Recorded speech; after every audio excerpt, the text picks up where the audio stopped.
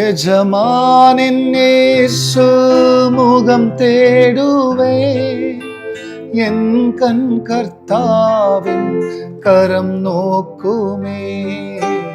எஜமானின் இயேசு முகம் தேடுவே, என் கண் கர்த்தாவின் கரம் நோக்குமே. எனக்கு ஒத்தாசை அவரால் கிடைக்கும், என்னை அழைத்தார் அவர் சேவைக்கே. எனக்கு ஒத்தாசை அவரால் கிடைக்கும், என்னை அழைத்தார் அவர் சேவைக்கே. காலை நேரம் ஜப தியானமே, கருணை பொற்பாதம் காத்திருப்பே.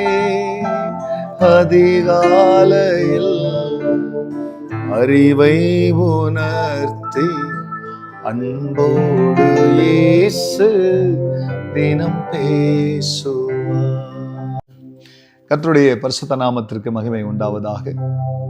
ஆண்டவராகிய இயேசு கிறிஸ்துவின் நாமத்தில் வாழ்த்துக்கள். கிருபையும் சமாதானமும் உங்களுக்கு பெருகுவதாக. அன்பானவர்களே, இந்த நாளில் தேவனாகிய கர்த்தர் நமக்காய் கொடுக்கின்ற அவருடைய ஆலோசனையானது 1 பேதுரு புஸ்தகத்தில் 4ஆம் அதிகாரத்தில் 7ஆம் வசனம்.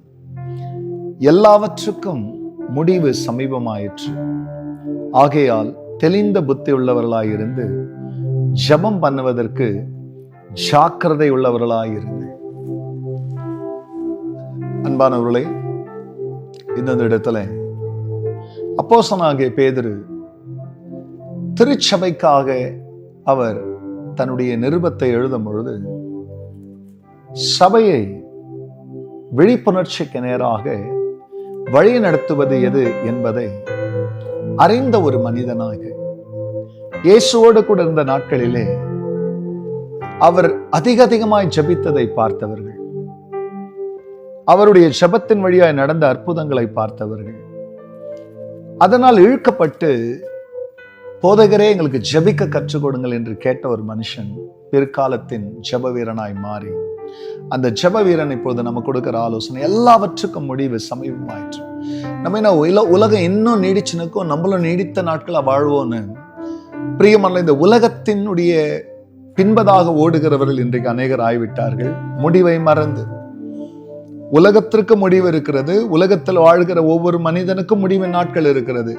அந்த முடிவுக்கு முன்பதாக நம்முடைய ஓட்டத்தை நலமாய் முடிக்கிறதற்கு நமக்கு உதவி செய்யக்கூடியது எது என்று இங்கே ஆவியானவர் பேதுருவை மறித்து பேசும்பொழுது, எல்லாவற்றுக்கும் முடிவு சமீபமாயிற்று, ஆகையால் தெளிந்த புத்தி உள்ளவர்களாயிருந்து ஜெபம் பண்ணுகிறதற்கு ஜாக்கிரதை உள்ளவர்களாயிருங்கள்.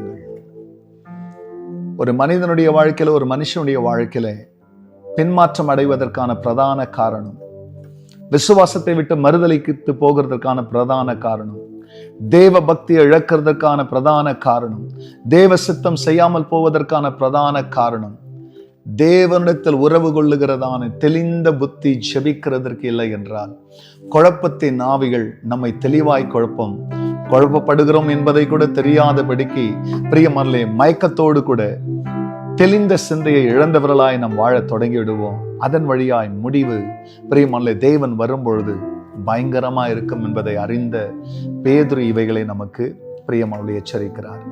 ஆகையால் இந்த வார்த்தை கேட்கிற நீங்கள் ஜெபத்தினுடைய வஸ்திரத்தை தரித்து கொண்டு ஜெப ஆவியானவருடைய உதவியோடு கூட நாடி தெளிந்த புத்தியுள்ளவர்களாய் இருந்து முடிவு சமீபமாயிற்று என்று பேதுரு கொடுத்த இந்த ஆலோசனைக்கு உண்மையாகவே நம்ம கடைசி நாட்கள்ல வந்திருக்கிறோம். நம்முடைய பிரியமல்ல ஜெபத்தின் வழியா நம்முடைய ரட்சிப்பை காத்துக்கொள்வோம். கர்த்தர் நித்திய வீட்டிலே உங்களை வாழ வைக்கிறதுக்கு ஏதுவாக அந்த ஜெபம் அமையட்டும். ஜெபிக்கலாம். பரிசுத்தரே, நம்முடைய நாமம் மகிமை அடையட்டும். இந்த உலக தேவைகளுக்காக, இந்த உலகத்திற்காக மட்டும் நாங்கள் உன் பேர்ல விசுவாசம் வைத்தால் மற்ற எல்லா மனுஷரை பார்க்கல நாங்கள் பரிதபிக்கத்தக்கவர்களாய் இருப்போம் என்று எழுதியிருக்கிறது. இந்த உலகத்திற்காக பிரயாசப்படுவது கிறிஸ்தவ வாழ்க்கை அல்ல.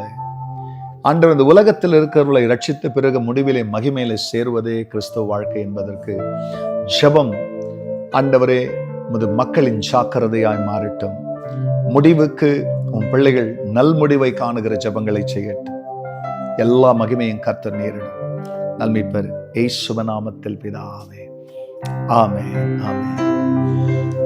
எஜமானின் இயேசு முகம் தேடுவே, என் கண் கர்த்தாவின் கரம் நோக்குமே. God bless you, church. Have a blessed day with your prayer. Amen.